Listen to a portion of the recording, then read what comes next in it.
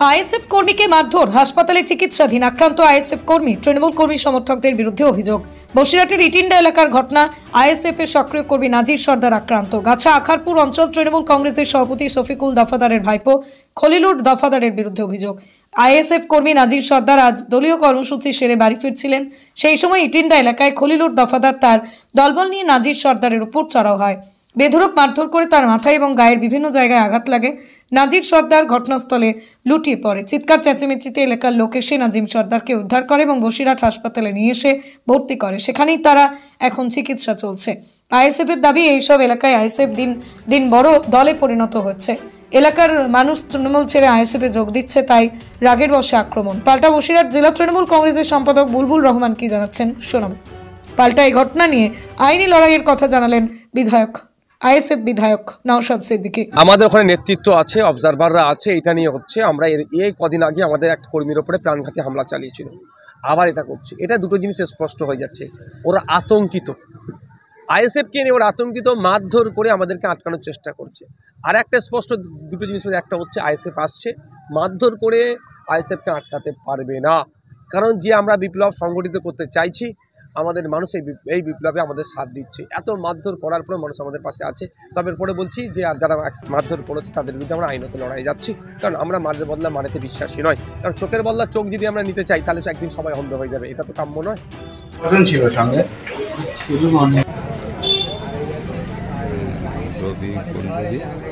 আমাদের গাছা আকারপুরের একজন সক্রিয় কর্মী এবং গাছা আকারপুরের দায়িত্বে আছে আমার ভাই নাজির।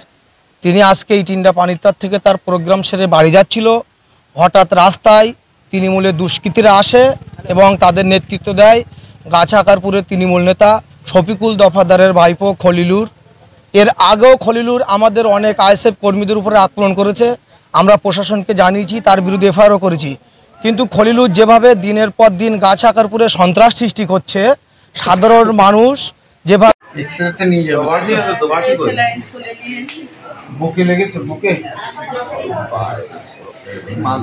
দেখুন, এই ঘটনায় তৃণমূল কংগ্রেসের কেউ যুক্ত নয়। তৃণমূল কংগ্রেস এরকম ঘটনার সঙ্গে যুক্ত থাকতেও চায় না।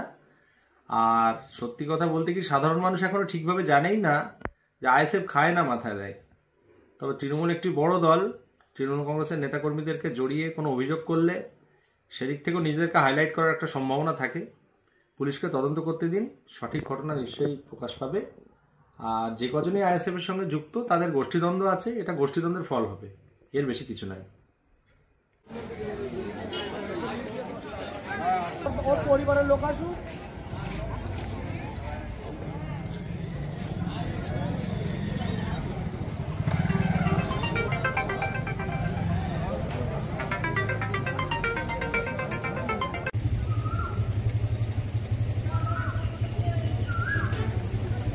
করার জন্য অবশ্যই, সেটা তো অবশ্যই আইএসএফ করার জন্য। দ্বিতীয়ত আমি একটা বাইট দিয়েছিলাম যে গাছা আকারপুর কোনো নেতা নেই। ওর ভাইপো বারবার আমাকে একটাই কথা বলছে, তোদের কোন নেতা আছে ডাক। আর আমাদের নেতা নেই। আমার চাচা তোর কাছে নেতা হওয়ার জন্য গিয়েছিল, কিন্তু আমি উদ্দেশ্য কারোর নাম ধরে বলিনি, আমি কারোর কোনো ব্যক্তিগত আক্রমণ করে বলিনি। শরীফুল দফাদার সভাপতি হয়েছে, আমি সেই কথাই তুলে ধরেছি যে শরীফুল দফাদার সভাপতি হয়েছে। গাছা আকারপুরে যে সভাপতি ছিল, আমি এরকম বা শফিকুল দফাদারি মেরেছে বা শফিকুল দফাদারি আমার নেতা নেই, এরকম কোনো বিষয় আমি কারোর নাম ধরে উল্লেখ করিনি। কিন্তু ব্যক্তিগত আক্রমণ ভেবে আমাকে মারধর করা হয়েছে। আপনার শরীর এখন কেমন আছে? কি দিয়ে মেরেছে আপনাকে? কি দিয়ে মেরেছে? আমাকে মেরেছে লাঠি দিয়ে, মানে বাঁশের মতো বড় এক লাঠি ছিল, পায়ে, বুকে, মাথায়, চারিদিকে মেরেছে। আমার খুব যন্ত্রণা করছে এখনো। এবং মাথায় অল বডি অ্যাটাচ করেছে। মাথায় মেরেছে প্রচণ্ড। আমি ওকে বারবারই বললাম আমি মাইগ্রেনের রোগী, আমাকে মাথায় মারিস না। সেক্ষেত্রেও শুনিনি, বেশি করে আরও মাথায়।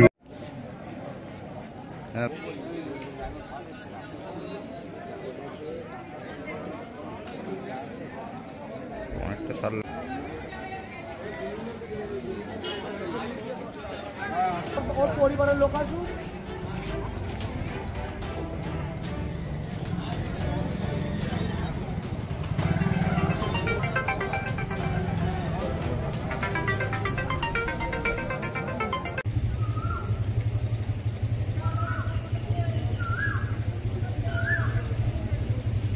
বাঁকুড়া ত্রিমোহনী মাঠের কাছে সিটি কম্পিউটার সেন্টার ক্লাস 1 থেকে গ্রাজুয়েশন পর্যন্ত special school course, certificate, diploma, PG, advance course, অভিজ্ঞ শিক্ষক মন্ডলীর হাতে কলমে প্রশিক্ষণ, ভর্তি চলছে।